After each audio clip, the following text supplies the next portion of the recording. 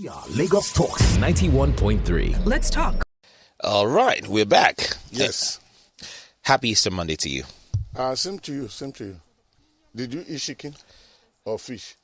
Or you killed that goat you told me you killed? It's a matter of national security, so I'm not going to disclose that. Good morning, Lagos Talks 91.3 FM. This is Adu and the Guru. My apology for coming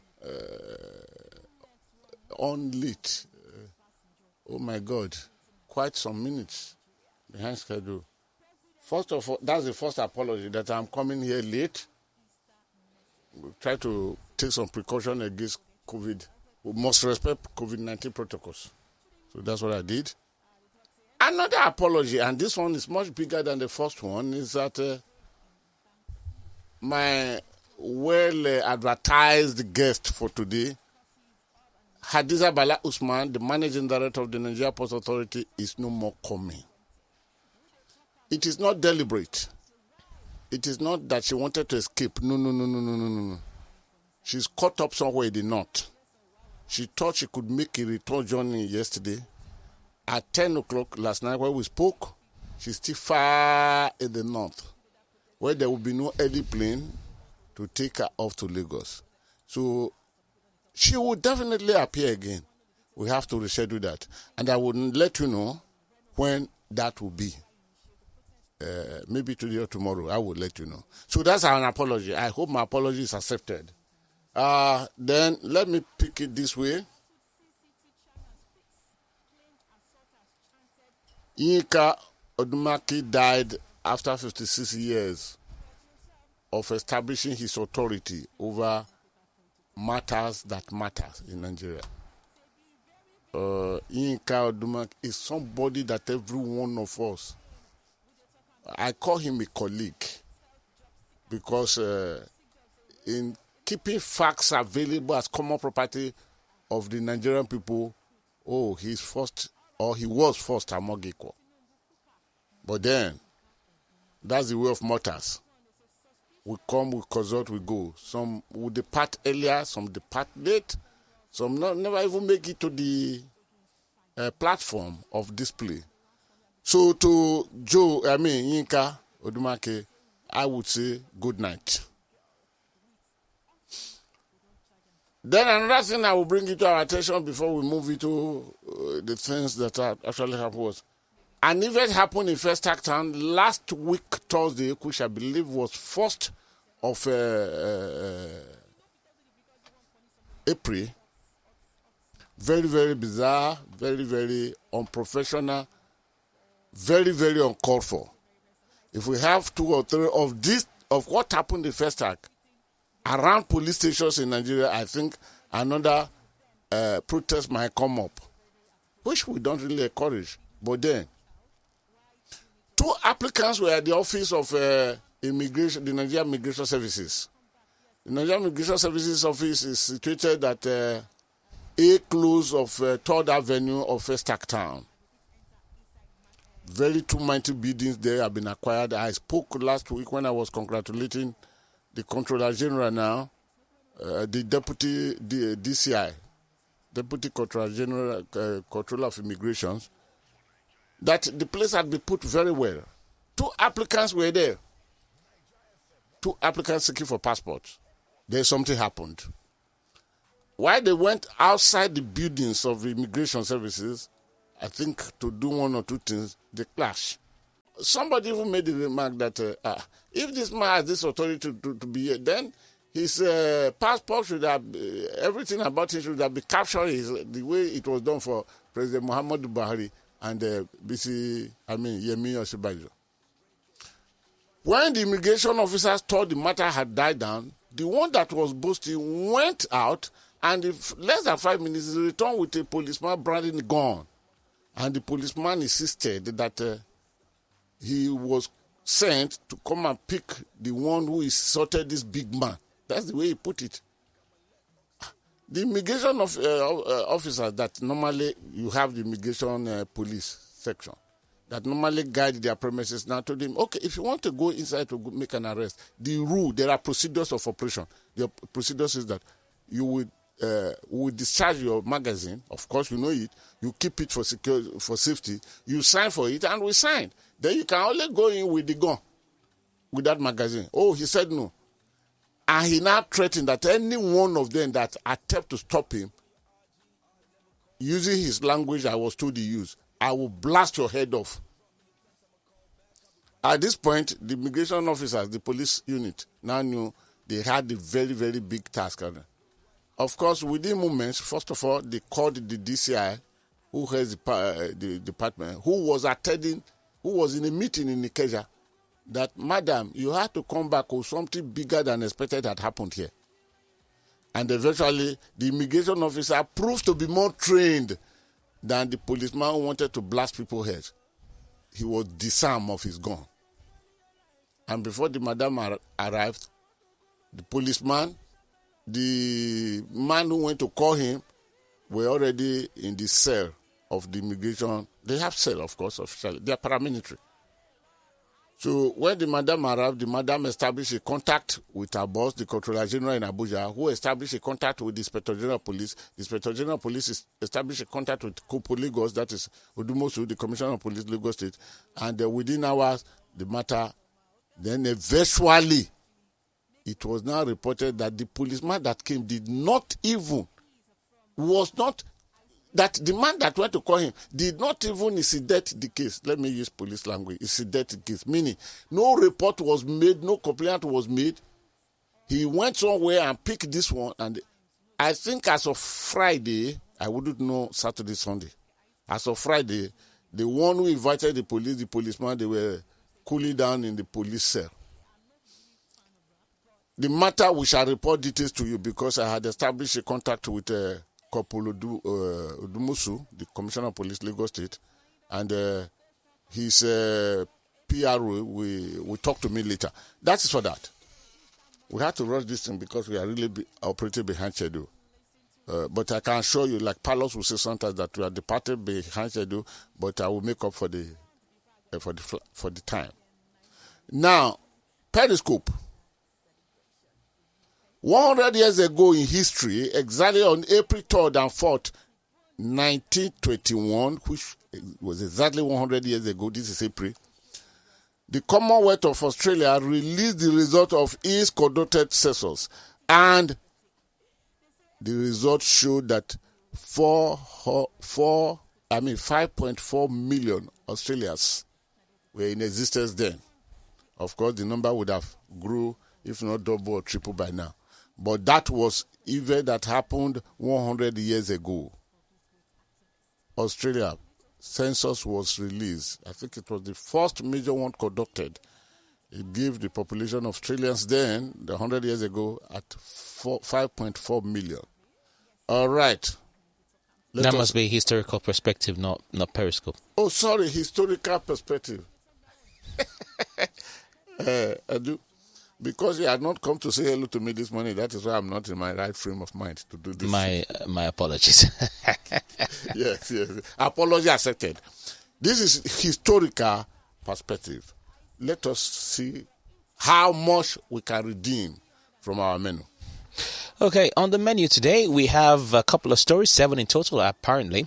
So we're just going to take them in their order of appearance, beg your pardon. Boko Haram claims shooting down of Nigerian Air Force jet. That's courtesy Yahoo News. Also on the menu, Nigerians tired of fasting introduce stimulus. Tinubu tells FG. That's from the Punch newspaper. And 497 Nigerian policemen killed in 6 years, according to report, and that is on the pages of the Premium Times. Also on the menu, ex-governors, senators own 130 Dubai assets. That's from The Nation. Wreckage of missing NAF Alpha Jet 475 found in Bama. The This Day newspaper has that story reported.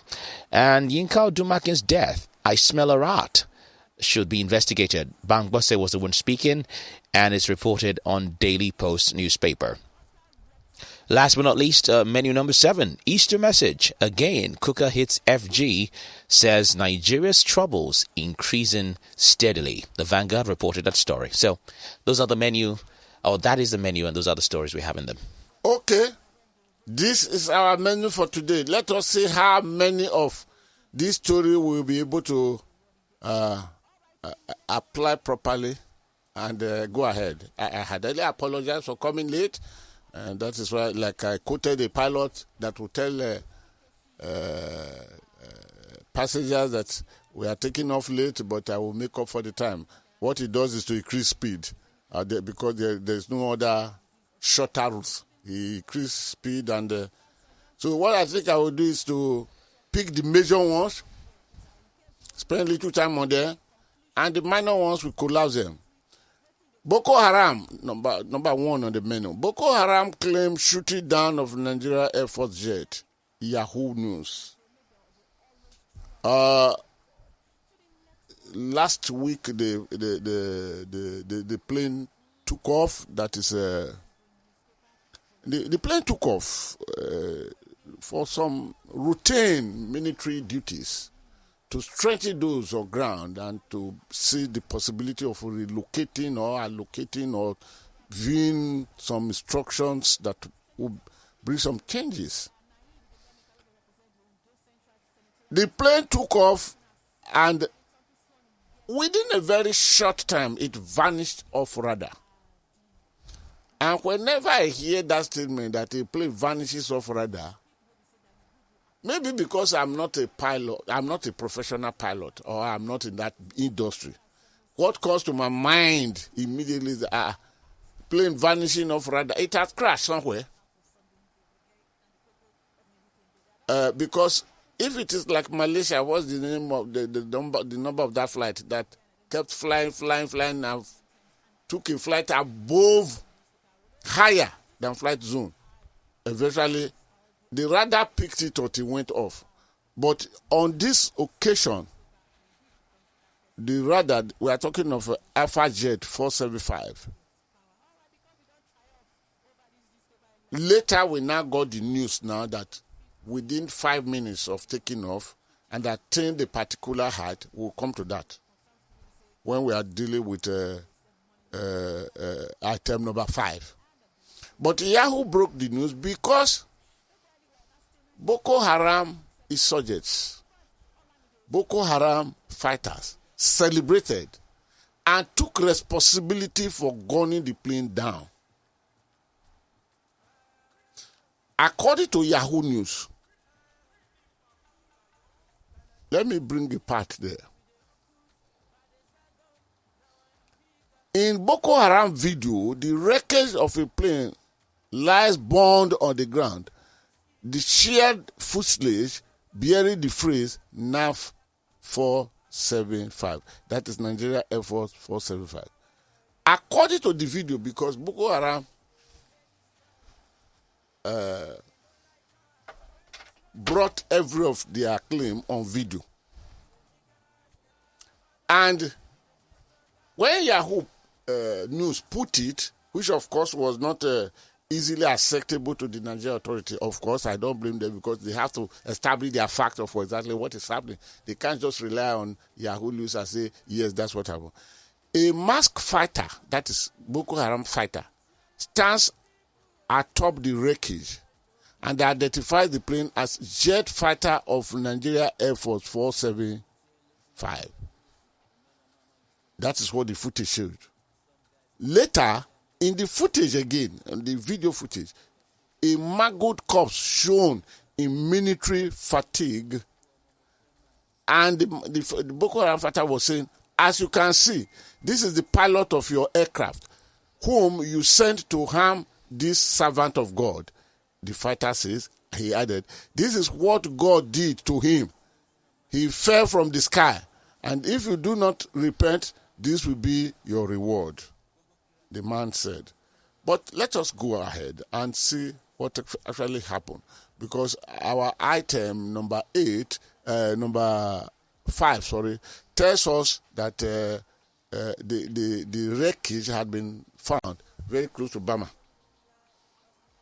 And the wreckage found close to Bama had a body of one, let me pick the name, because the name had been released by the Nigeria Air Force, so it is not that will be taking care of security all through here. Security matters. Because The name of the pilot? yes. Flight Lieutenant? I'm going there now. Okay. I will get there in a moment because I don't want to get the name wrong. But the wreckage of the plane was found around Bama. And Bama happened to be a place that the battle against Boko Haram insurgents have been very, very, very terrible. Terrible over the years. Over the years, it has been terrible. The source said it found with the body of one of the pilots intact. The pilot was Flight Lieutenant Chappelles Ebiakpo. The announcer from the Nigeria Air Force Department said the body of the other pilot, that is Flight Lieutenant John Abolariwa. John Abolariwa, is still being searched for, explaining that troops on the ground have been asked to intensify their distance. Now, one major thing we will take away from the report of the Nigeria Air Force is this. The plane took off from Maiduguri Airport, crashed 5 minutes after takeoff at an estimated altitude of 15,000 feet, explaining that at that height, no missiles by Boko Haram could have hit and brought it down. Given what we have seen, the jet could not have been hit by any missile. It must have been caused by a technical fault that would be revealed by ongoing investigation. The black box will soon come out. The recorded voices of the pilot, the co-pilot, 2 of them were there. Will soon reveal everything. But whatever the explanation, because this is an explanation being given by the Nigeria Air Force spokesman, that is Commander Edward Garrett. Whatever happened, we've lost that. We've lost 2 seasoned, trained pilots of the Nigeria Air Force. We've lost that crash. Either within 5 minutes of taking off, it could have gone above Mizarish. One wouldn't know. But that is not even the story. The story is, again, we lost this. In war, you win some, you lose some. That is why in any given war, there are a lot of battles. It is not all the battles you win.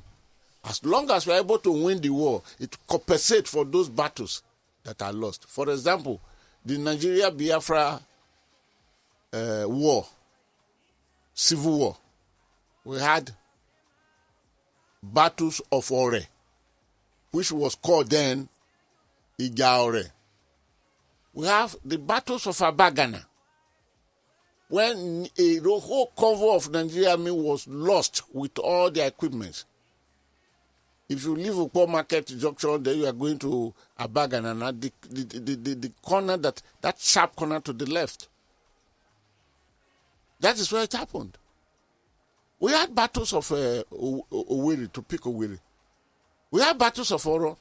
So, but at the end of the day, Nigeria won. Of course, Gowon said, no winner, no loser, which is a very, very good philosophy. But this particular battle, we lost everything. Because there is not, we could easily replace the plane, but nothing to replace the lives of those officers. May their soul rest in perfect peace. Having said that, we must move very, very fast, like as I said, to pick. I think here now I've been able to combine 2 stories together. Let us take a very serious look at another one. Nigeria tired of fasting, introduced stimulus. Tinubu tells federal government. The Punch gave us a comprehensive report on this. It was Bola Tinubu's celebration of his 69th birthday, which he shifted to Kano.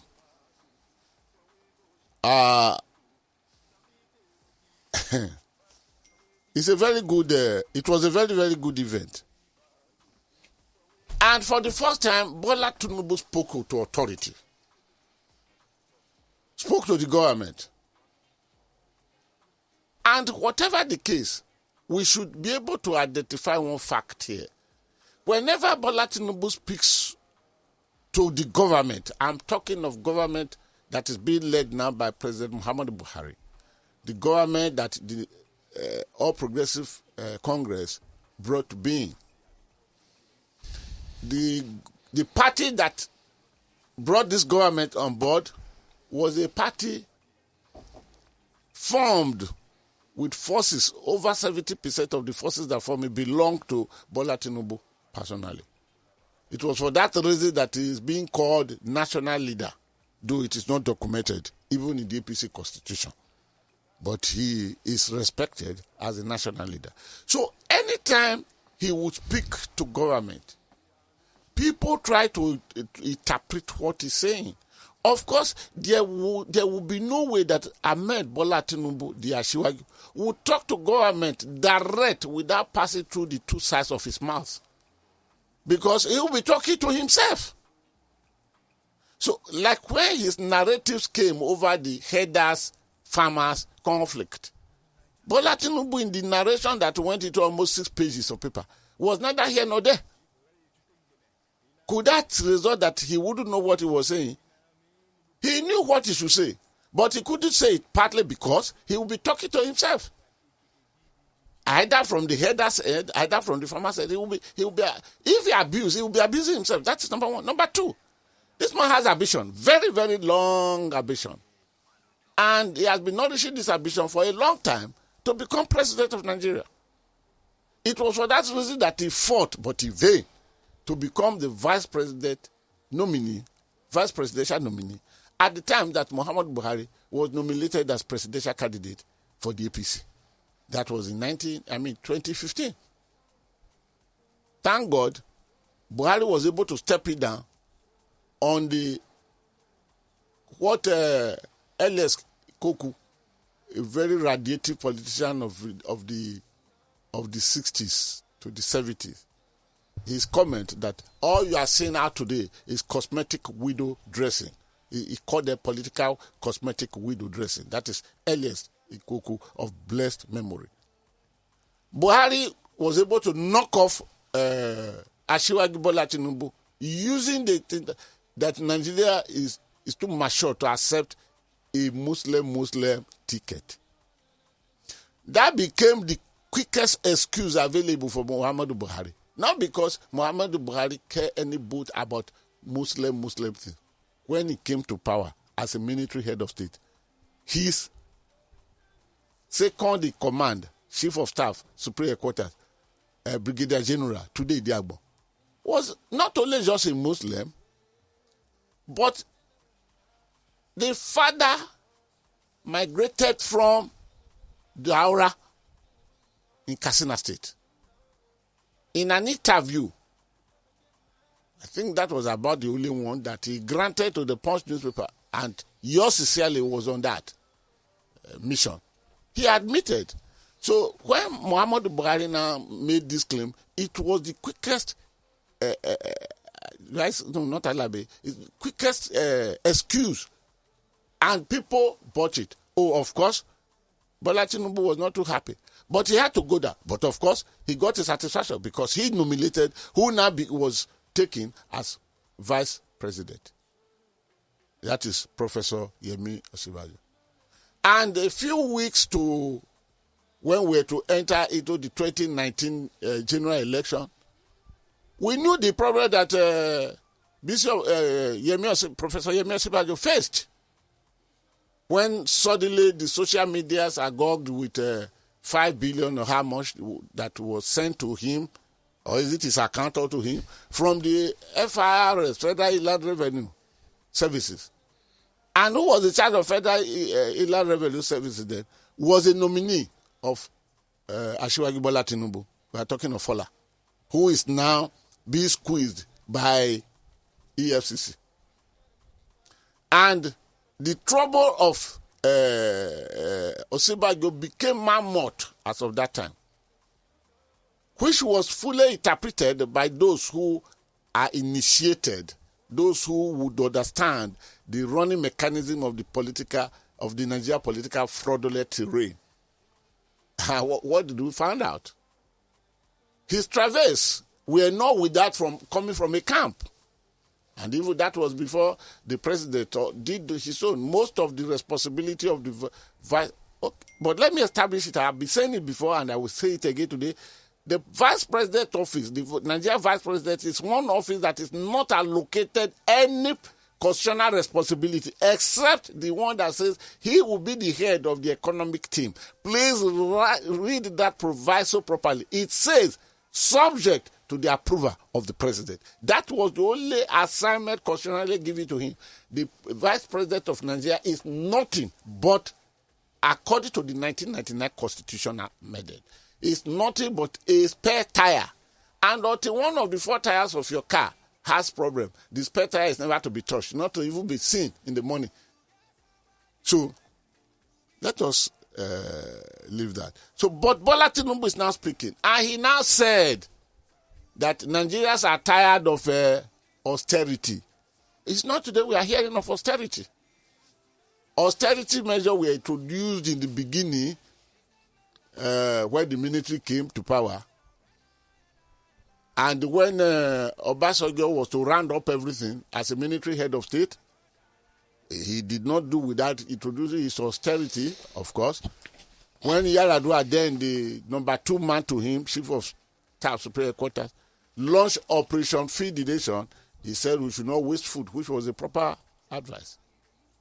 So Obasanjo, Bola Tinubu is reminding the present government under President Muhammadu Buhari that Nigerians are tired of austerity. He introduced something. Don't be preaching to the people. They are dying. For the first time he spoke. But what are the instruments of that powerful speech? Because to that little extent, people applauded him because here was a man that he will know what to say, but he will not say it. Because 1, he formed the government that came to power. 2, his ambition to take over. If he rattled the status quo ante, his ambition might be collapsing sooner than taking off. So, but now he spoke in Kano, in his birthday, which he transferred. Maybe the little things I will say here, he said, it is time to put stimulus in place. This is no time for austerity. I hope you listen carefully. This is not the time to constrain the economy. This, excuse me, this is the time to create the opportunity. If you hear America spending $1.9 trillion and they are not looking back and they are still asking for $3 trillion for infrastructure and renewed and creating jobs, and your own unemployment rate is 33%, and you ask us to keep on fasting, we are not fasting anymore. We have been fasting for many years. I hope the National Assembly, I hope the President himself will not pay attention to austerity. I think this is enough message. Bola, we thank you. But will this change anything? Will this change anything? I am afraid it might not change anything. Then there's this one, what do you call it? This Shaga something, which is the workers' capital. That is why I call them villages. In UAE? Eh? Still in UAE? Yes. I call them villages. The United Arab Emirates, I call them 8 villages. But they have done a wonderful job. That they are leading in the world today in nearly everything. Except ants and armament. They don't go into that. They know how to invite. They know how to entertain visitors. They know how to ask you to bring your thing. We'll keep it for you. It is not as easy. Though Nigerians have acquired a lot of things in the UK, but the ease with which you get it done in Dubai is more than the UK or other countries put together.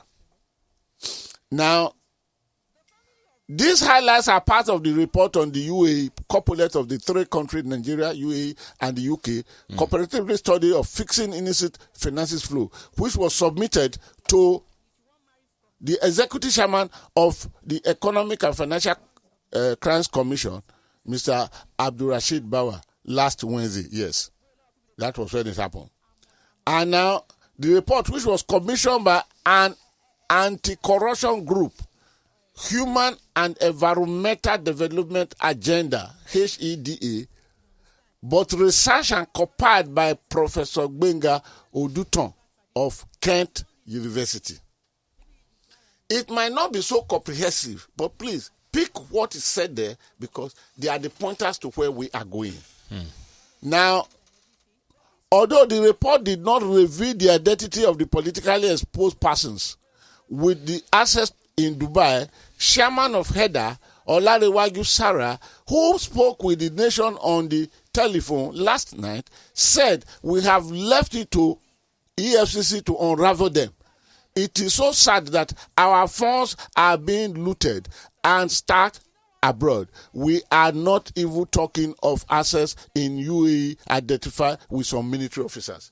So the report compiled here now, we shall come to them. Military officers are not included. I wouldn't know why this organization will not include the military officers. And I would equally exonerate them if they could not.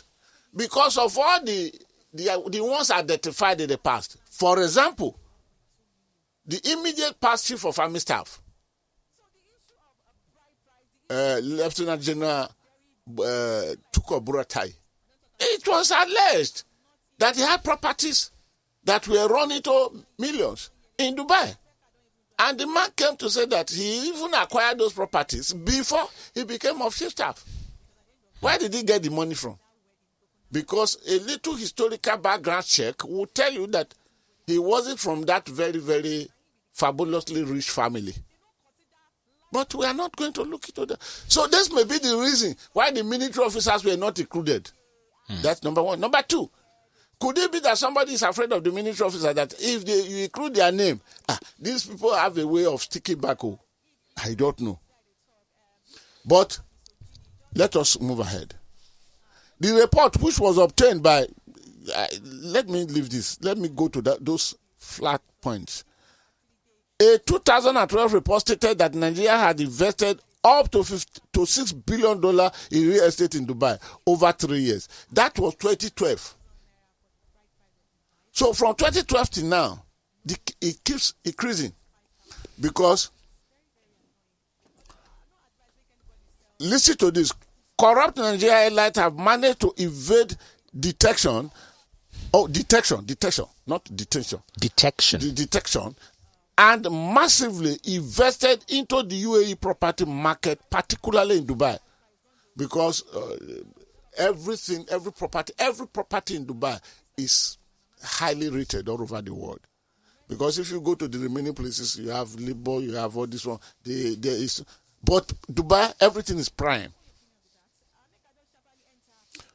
As argued by Balebe Pace, we know that the criminal and corrupt set up boatholes around the world in which to stash their dirty cash, with Dubai being a favored spot for many.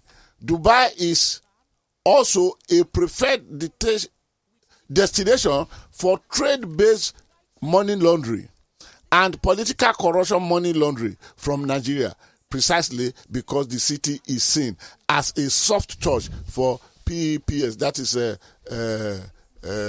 politically exposed personality, and the associates.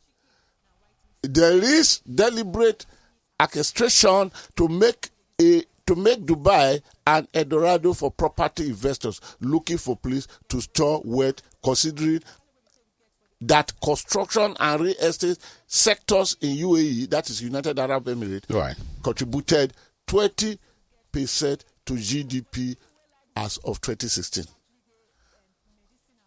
We don't have the time because there are many things I would love to read. What I would do, they even mention to us the numbers of senators, their houses, the numbers of this, their houses, and I can tell you what you have here is not comprehensive. It's not comprehensive because the big fat money that the legislators are making out of Nigerian, which we complain about, when a senator will be taking away about 30 million in a month, whereas the police officer, the policeman guiding him with gun, the policeman who is willing to take his life for the senator, the policeman, for example, there was problem in Anambra State a few days ago. Soludo was the one planned to be eliminated by whoever knows. God and security agencies of Anambra will tell us later. But Soludo escaped. What happened to 3 of his security men, policemen? They were killed. So why a senator of the Federal Republic of Nigeria is taking away not less than 30 million every month from your money, my money? The policeman who is taking his life to guide him to safety is taking away less than 30,000 naira a month. How close to justice would you compare this?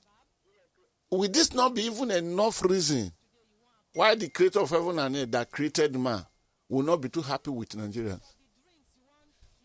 And the senators we are talking of allowances accumulated together to the salary which was 700 and something thousand naira a month. They aggregated all the allowances for them. Sitting allowance, non sitting allowance, toilet allowance, toilet roll allowance, newspaper allowances, hard time allowances, non sleeping allowances, and all together. And yet they are doing nothing to. So what do they do with the money? They move outside Nigeria and they go to Dubai. And of course, let me put it on record.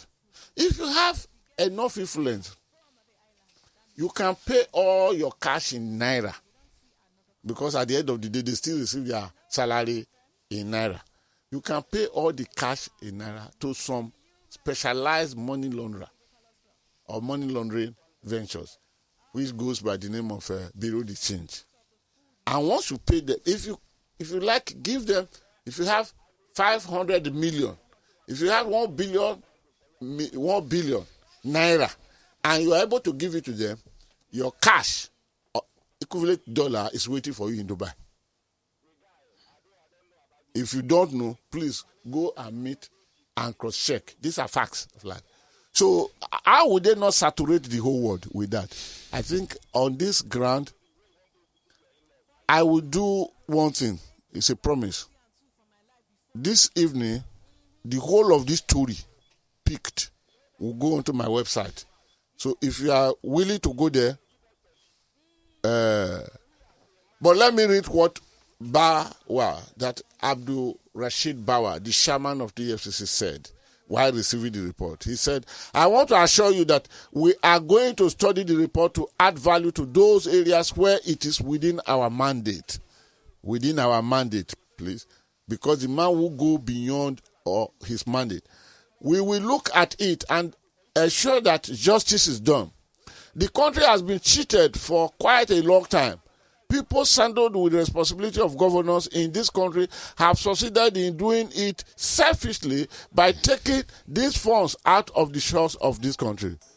He promised it is one thing for properties to be taken to the UAE and the UK. It is another thing that we here in Nigeria are ensuring that you don't have this opportunity to take them out in the first instance. That is why we want to be proactive in our approach to law enforcement and fight against corruption in the country. All the people that are taking these funds out of the shores of the country are not doing that alone.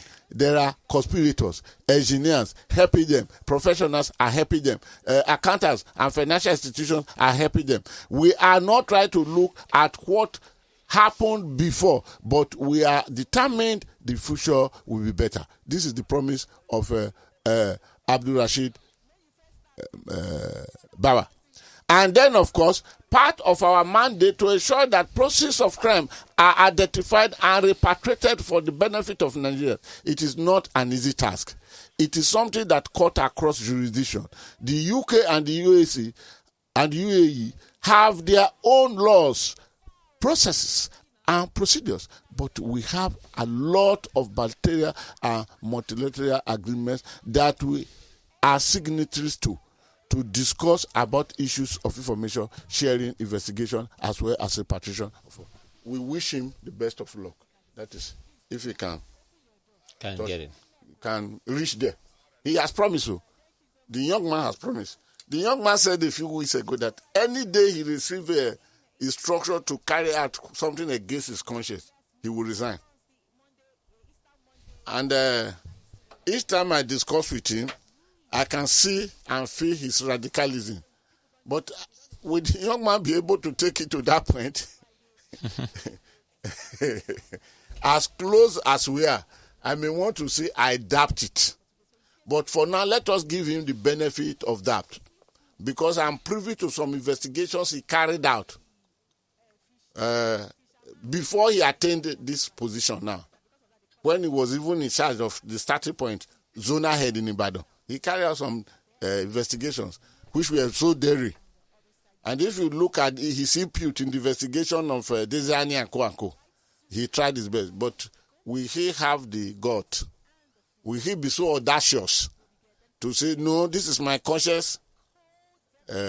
I want to open the line. But let me not do that without saying this. When I was congratulating Tafa Balogun when he was appointed Inspector General of Police, I congratulated him, and of course, he made a statement on his appointment. He said that, because that was the time that Bola Ige, then Attorney General of the Federation and Minister for Justice, was killed in Ibadan, in his own house in Ibadan. So, Tafa Balogun, when he was appointed, he now made a vow. He said, I will get the killers of Bola Ige. And he was applauded, of course. That is to be expected. Then I called him, then I said, Tafa, congratulations, IG. Is this what I hear you promising? He said, yes. I said, okay. What happens if you discover that the killers of Bola Ige are those who employ you, are your employers? How would you be able to carry that act? He said, no answer from him, and no more further comment from me today. So I wish all of us, let's go.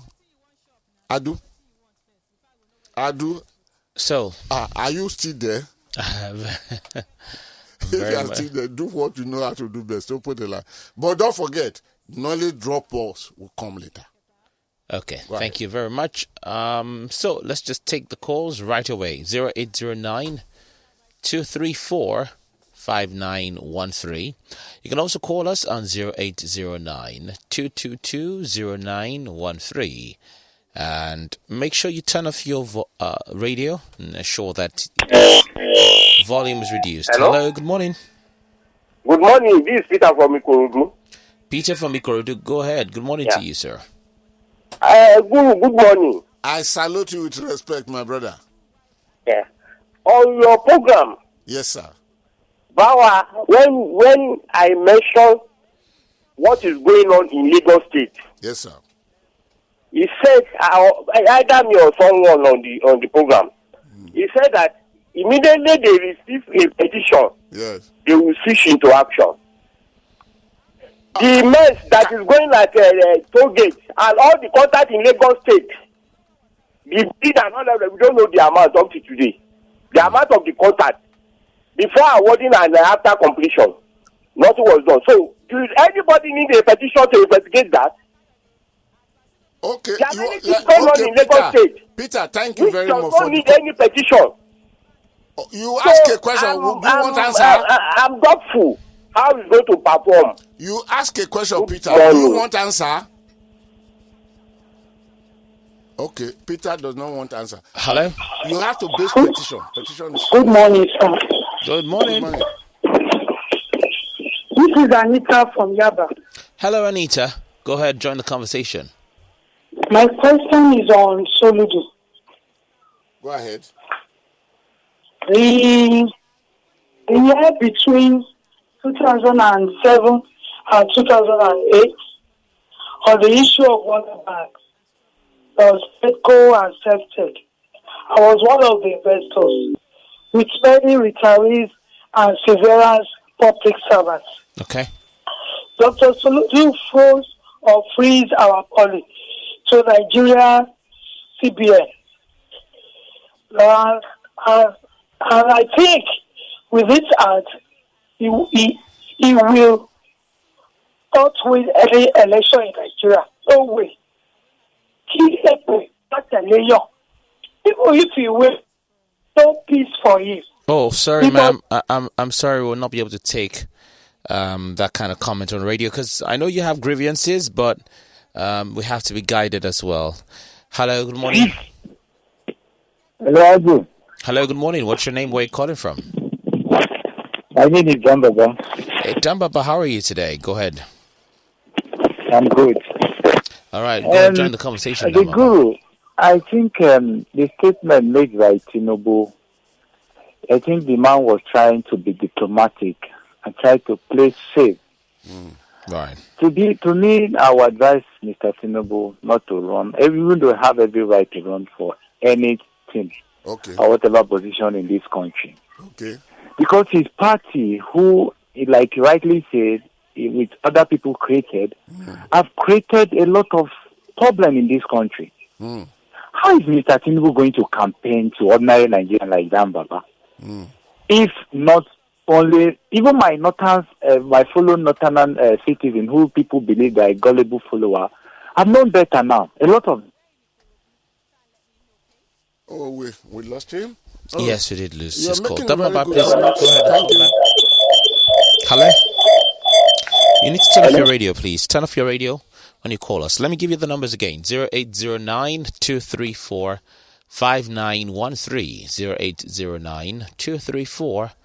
0809-234-5913. Bugizi on Twitter says, Lagos talks high. I think the main duty of clergymen is to win souls, preach peace, and bring circa to dying souls. But Niger MOGs are different. Instead of bringing Easter hope, they are castigating the government without giving solutions. One was boasting of buying the third jet in the pandemic. How does that relate to the issue we are discussing? How do? You know that my reader. It goes on to I say, don't know how to read. How does this relate to the issue we are discussing? well, because of the statement of Who? Bakari and Gumi. Okay. They visited, Gumi visited Papa Basojo. Yes, with some other leaders of the North. Deliberately, I didn't pick it up for discussion. Let's move the ministry forward. Please, go ahead. Bugizi still continues to say, Asiwaju hasn't thrown his hat to run for 2023. Why are we analyzing it? So I disagree with the guru saying PMB stopped Tinubu for VP in 2015. He's convinced by Bukola Saraki and co. that he's being convinced by Bukola Saraki and co. that prevailed, but still Tinubu brought in his political son into the race. Okay, when he was convinced, what happened? Muhammadu Buhari said Nigeria will not accept Muslim ticket. So why are you digging around? This is what I said, and please go and check the facts if you are privy to those people. Well, Adebanji is saying that he thinks he says, hello sir, it was Senator Bukola Saraki that brought the Muslim ticket to drop Tinubu, not PMB himself. Okay, let's take calls now. Hello, good morning. Hello. Good morning to you. What's your name and where are you calling from? This is Obi from Sule. Obi from Surulere. Good to have you. Go ahead, join us. Yeah, likewise. Guru, good morning. I've been listening to you for quite a while. Thank you. Good morning, sir. We are quite. We enjoy what you give to us. Thank you, sir. I want to comment on the Air Force personnel that lost their lives. Yes, please go ahead. It's really painful. Those are really small things. Flight lieutenant, most likely under 30. It's very sad. Yes. On the other hand, could you one way or the other reconcile what Boko Haram said with what Nigerian Air Force said. On one hand, I agree, 15,000 feet is very high. Boko Haram don't have the equipment to shoot down aircraft at that height, at least from all their videos we've seen. I've not seen them carry any surface-to-air missiles or whatever. It's just the anti-aircraft machine gun. Okay, please, then on the other hand, Boko Haram is showing wreckage of the same aircraft Air Force said they couldn't shoot down. One way I'm thinking, were the aircraft actually as high, flying as high as the Air Force said, for it to come down, or for Boko Haram to display the wreckage, or just one way or the other, could you help us just reconcile both of them? But once again, it's very sad, it's painful. We've lost two very, very young, promising boys. Okay, thank you and for your Air Force should also, Alpha Jet is outdated, it's a relic. In other countries, it's in the museum or it's in their aircraft scrapyard. You should, don't put people in molars and put them in the sky. Thank you. Thank you very much. Please, are you still there? No, he has dropped off the call. Okay. I would have loved two of us to discuss this. If by the time we go off air, if you can call, please, I want to ask a few questions because you spoke with authority of somebody who belonged. Meaning there are a lot of knowledge I could inherit from you. Please, when we go off air, call me on this number I want to give now, please. 0906. Am I right? I almost forgotten it. 0906 887 0014. Yes. 0906 887 0014. Please, because you have better knowledge on the mechanism of the operation because you spoke with authority or somebody who belonged to. Thank you. Okay, so let me move on to WhatsApp now. It says, I think Nigeria is like a couple trying to get pregnant, but both players are using contraceptives without the knowledge of each other. Instead of the man to do the do, he keeps snoring, and instead of the wife to, okay. He's taking us to another class that we are not. He said, how will they get pregnant? On people saying Nigeria needs help, that we can't help ourselves. It's like the same couple looking for children and asking a neighbor with 5 kids to help him get his wife pregnant. He said, what will happen if the child grows up? He'll turn to quote-unquote Omale. All these so-called advanced countries have their problems too. The difference is managing the problems. The truth is all leaders and citizens have a role to play and we want to move forward. Okay. His allegory, though, was very interesting. It is. But that will be taking us to a classroom that we are not prepared to enter now.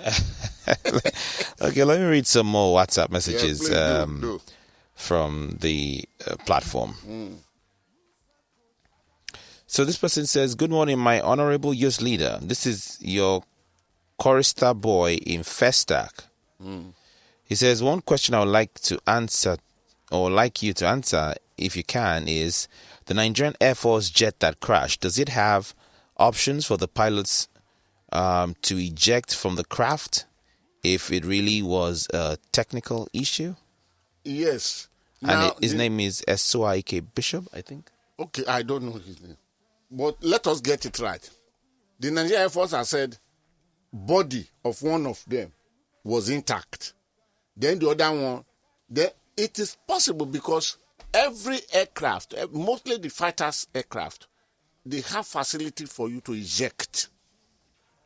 It is possible, it could be possible that he had ejected. But when he landed, one wouldn't know. Because if you are ejecting out of that atmosphere, you are supposed to come on ground almost safely. That is if you are not hanging on top of tree. That is if you are not landing where a hungry lion is. That is if you are not landing in the Atlantic Ocean or something like that.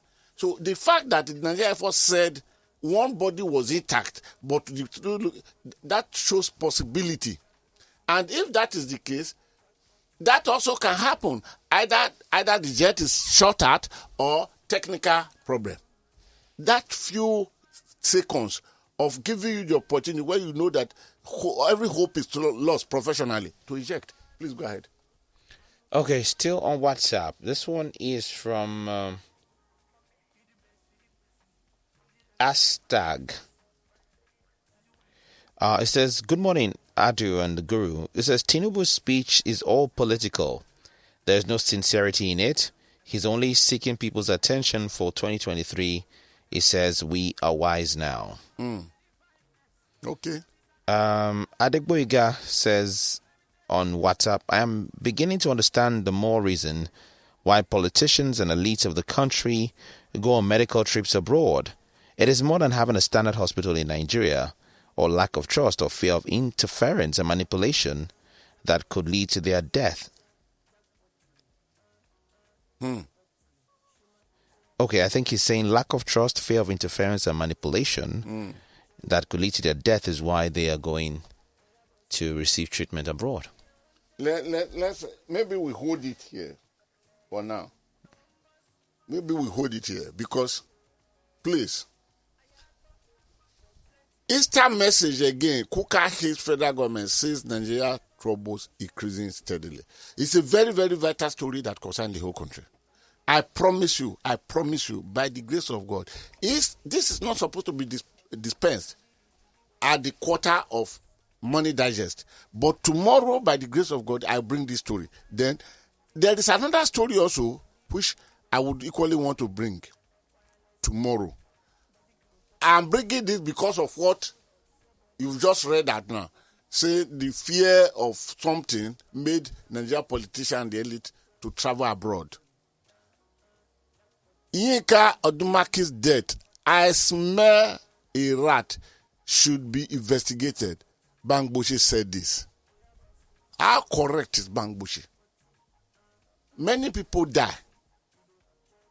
Not all of us will live up to 100 years. Some will even die before a year old.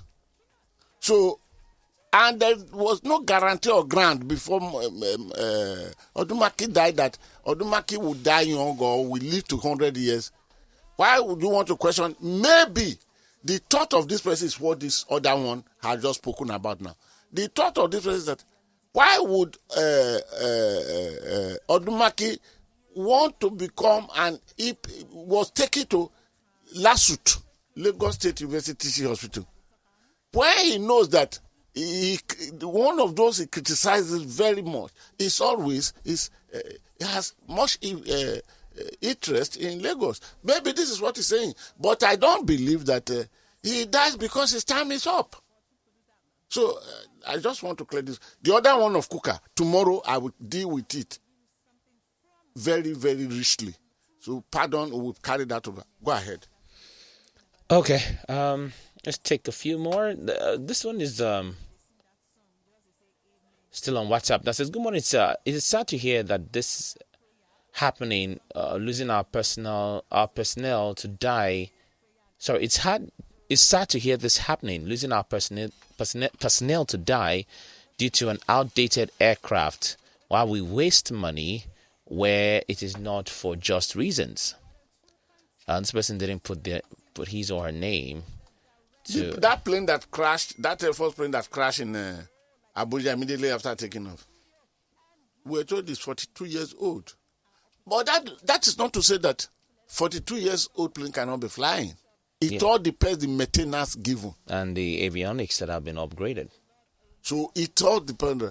But the man who spoke, whom I am now begging, sir, if you are listening to me, I still want you to call me on the number given to you, 0906-887-0014, when I go off air. Because you have a lot of information that I will tap from. Go ahead. Mr. Okpekende from Ijegun says, it's so pathetic on the prison break this morning, but some people from a certain part can never develop without condemning this evil act. If this happens in the West, the people will condemn immediately Tinubu. People will immediately condemn Tinubu, but when it comes to the East, they'll hide evil among themselves. Okay, Kende, I don't understand your message, and I think I might just have to share some of your thoughts because of sensitivity. Hello, good morning. Hello, good morning. Good morning. Hello, can you hear me? Yes, sir, can hear you. Go ahead. Yeah, okay. All right, Obiano, go ahead. Oh, apologies, your line got bad there. Hello, good morning. Hey, Adu. Hello, good morning. Good morning. Good morning to you, sir. What's your name and where you calling from? Where is Dambaba? My line went off. Okay, Dambaba. Yes, real quick, in 1 second. I was saying that it's not just Tinubu.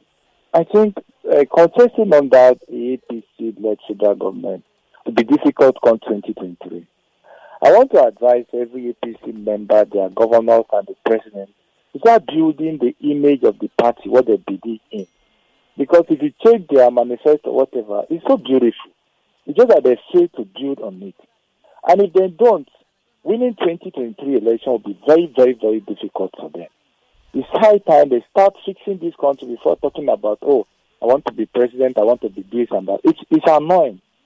Personally, it's annoying. They even fix our economy back to the way they made it. If they cannot, move it forward, then we can consider them maybe voting them for councillor or chairman come 2023. But to me, they're not even qualified to be our man. Thank you. Thank you. All right, so before we go to knowledge What's the drop last box, thing that we can pick from Twitter? yes, that's what I was just trying to peruse. Okay, let's just take this one from K's Oluwashel. It says, "Dear God, please don't be silent on Nigerian politicians. They've claimed so many lies indirectly. As we're talking now, many are dying as a result of bad governance, which resulted in the NARD strike." It says, "Oh God of vengeance, please do the needful to all the bad politicians." So,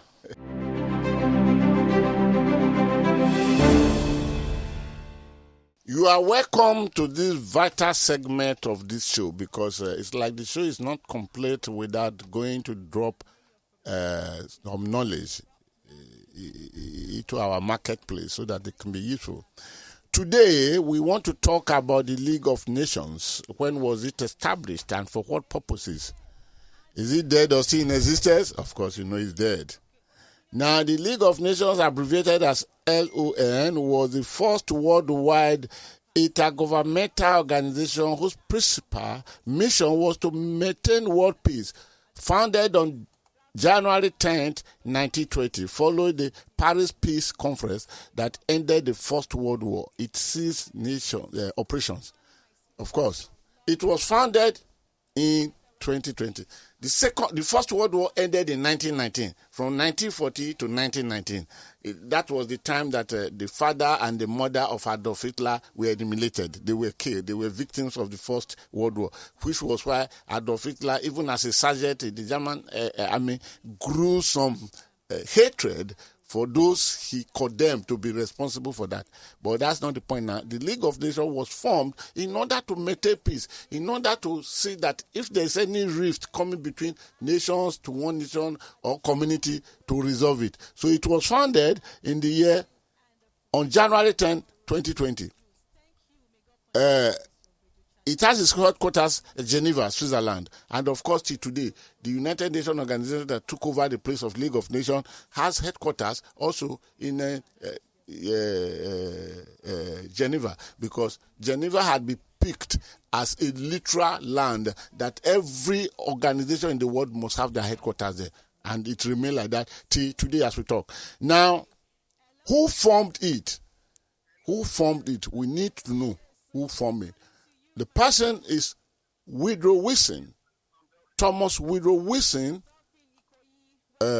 born December 28, 1856, died February 3rd, 1924, was an American politician and academic who served as the 28th president of the United States of America from 1913 to 1921. He became a president a year before the World War I started. And of course, he left 2 years after the World War I ended. And that is why he played a very, very vital role in making sure that the League of Nations was formed. What are the success story and what are the failure story? We'll leave that till next week, Monday. This is your knowledge Dropbox. So with this, as we try to draw the curtain, as we are drawing the curtain now,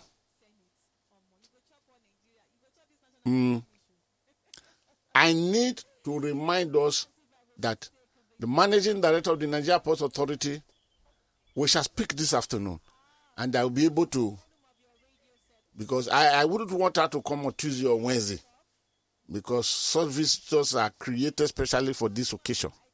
So when it will be favorable, I will let you know. But again, my apology is beyond her powers, because the place she was as of yesterday evening, there was no way she could find herself from that place to either Abuja or to Lagos. And there was no way he could have made the first flight from that place to get to Lagos. So, apology from her, apology from the guru. Having said that, of course, you follow me on Twitter. The Twitter handle is at Godwin_Buebu. It's BUEBU. Then, also, Godwin Etakiwebu Facebook. There is a page created on Facebook. We can enhance the discussion there. That is Vetra Column. Then, of course, my website, I've quoted it before, and I will say it again today, www.godwintheguru.com. Then the telephone number, and again, is 0906 887 0014. 0906 887 0014. But by the grace of God, by the special grace of God, I shall be here tomorrow, Tuesday. I shall be here on Wednesday for Money Digest. And I promise you, the Kuka story, we need to properly interrogate it, because from the presidency, some vellum-like statements are coming out, hitting at the man again. What did the man say? Did he say something that is wrong or what? What did he say? We shall come to all that. And until Monday or tomorrow or Wednesday, please keep yourself out of trouble. And bye-bye. We are Lagos Talks 91.3. Let's talk.